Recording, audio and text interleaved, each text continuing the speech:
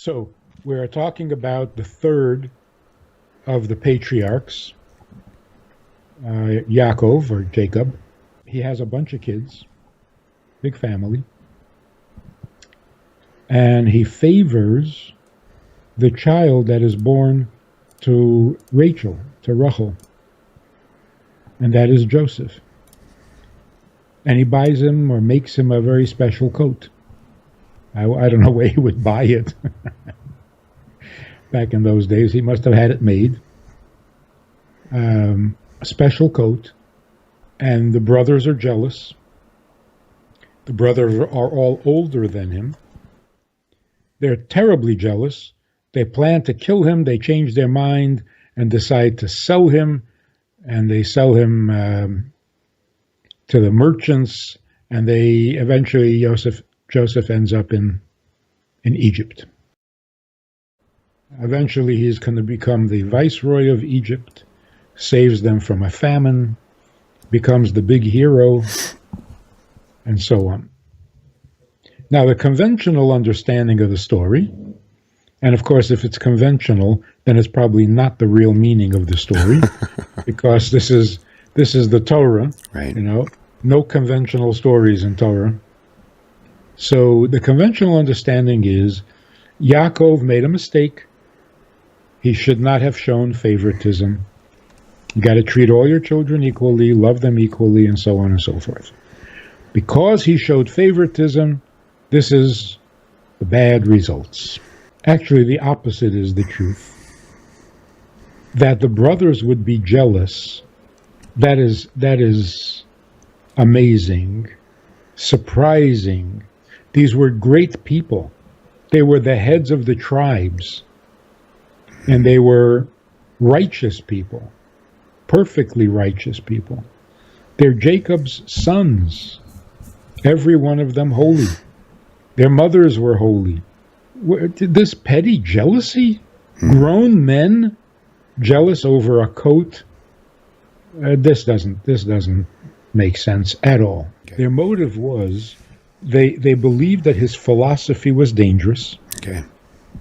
And that it went against the vast eternal plan for the Jewish people. And they were convinced that the results would be fatal, that the Jewish people would stop existing, or would never happen, wouldn't get off the ground, would never even take off. When it came to the future of the Jewish people, Joseph had the right idea, and the brothers were mistaken. The brothers were shepherds, as we read in the Parsha, that Joseph went out to visit and see how his brothers are doing out in the pasture where they're taking care of the sheep. They believed in being shepherds. They believed in being removed from the jungle cities, the asphalt jungles. They believed in staying away from the masses, staying away from the corruption of business and so on, and to stay out in nature and commune with God and be a holy people.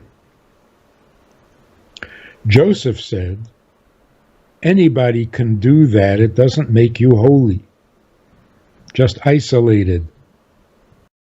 To be a holy people, you have to make the world holy. Holiness is not for you to keep. To spread. Right. Right. You were given a talent for holiness to make the world holy.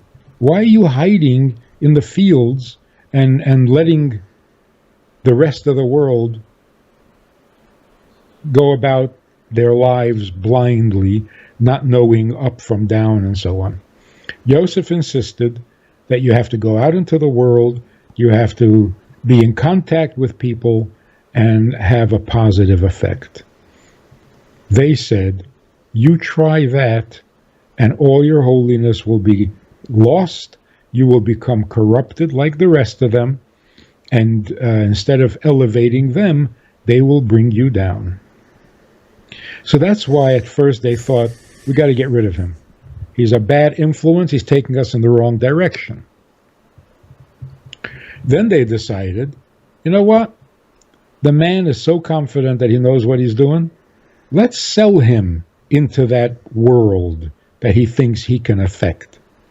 And let's see, as the verse says, they said, let's see what will become of his dreams.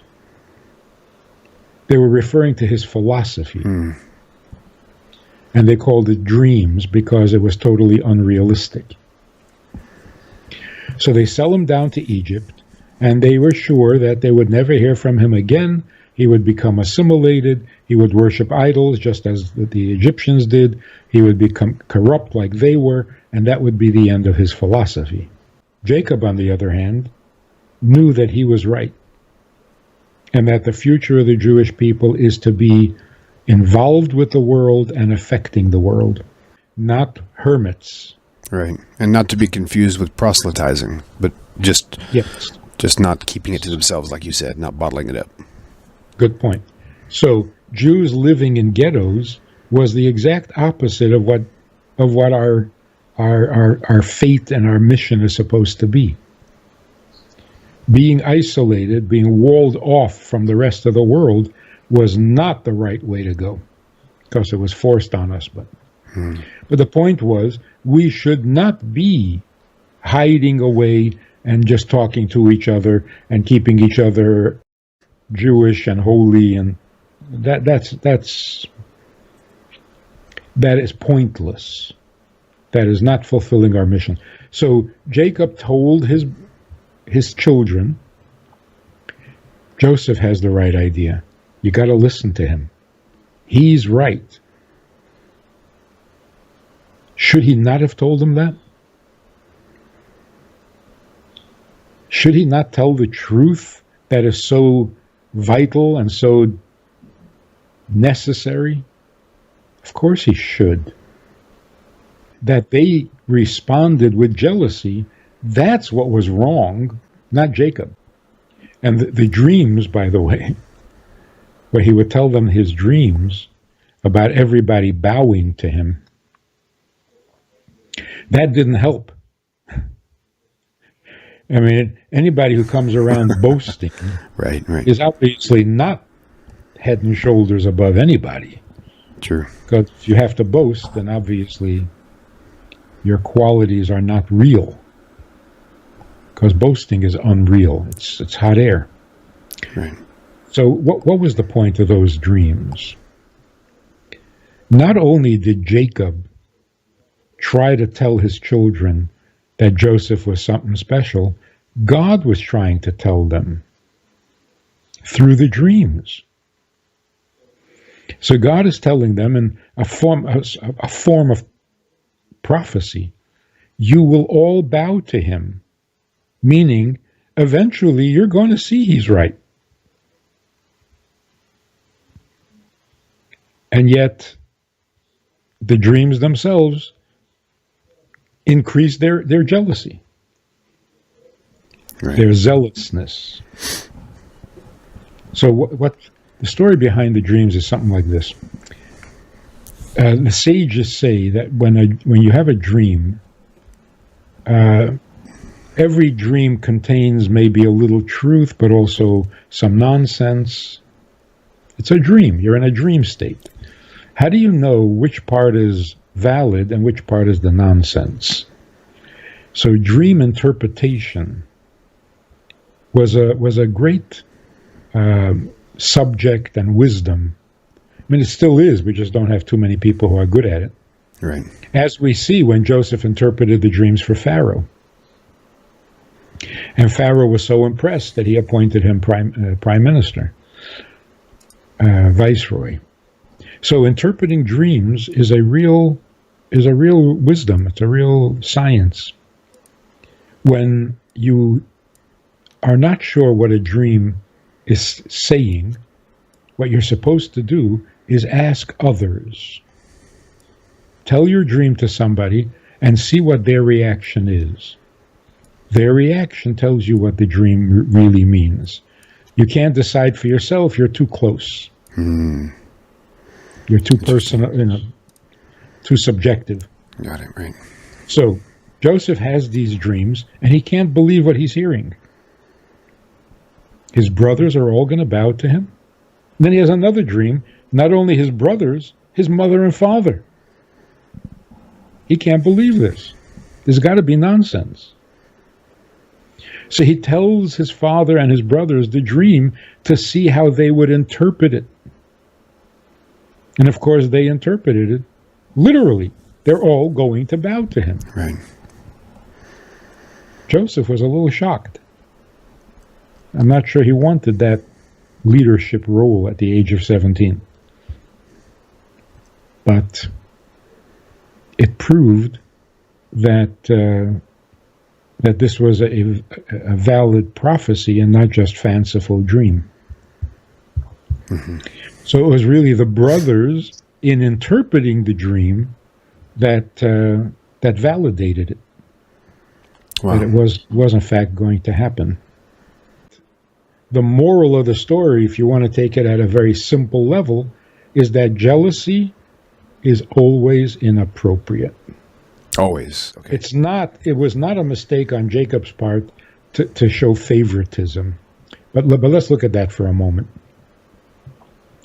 When you have a number of children, and you happen to like one more than the others, and he's cuter, he's more like you, or less like you, so you can like him better, and you show favoritism, and there is no justification for the favoritism, that is a terrible mistake, and you should never do that. But if one of your children happens to be exceptional, if one of your children happens to be head and shoulders above the rest, are you going to make believe it's not true? That would be really, really hard. I mean, for even for me as a parent, if I saw something, if I had, 4 or 5, 6 kids or whatever, and there was one of them, for example, just to put it in modern day terms, that seemed to excel in sports or maybe even in singing or something like that, right? And to see how the other kids, in my mind, I would be thinking, well, if I do treat them all the same, well, all the other 4 kids want to sing too, but they really can't, but she can, so do I give them everything that I'm going to give her? And if I do, what's that going to do to the, to their self-esteem or hers or whatever the case may be? There's so much to consider, and it'd be really confusing. So what would be the right approach to this whole thing? You get your other children to be proud of their sibling. Nice.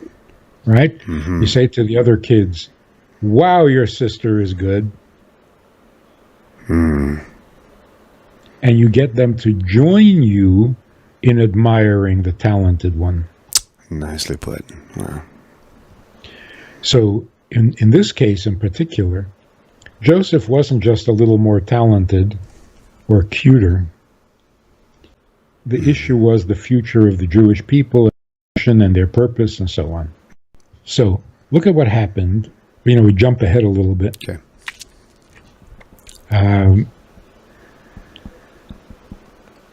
Joseph has a brother from the same mother, from Rachel.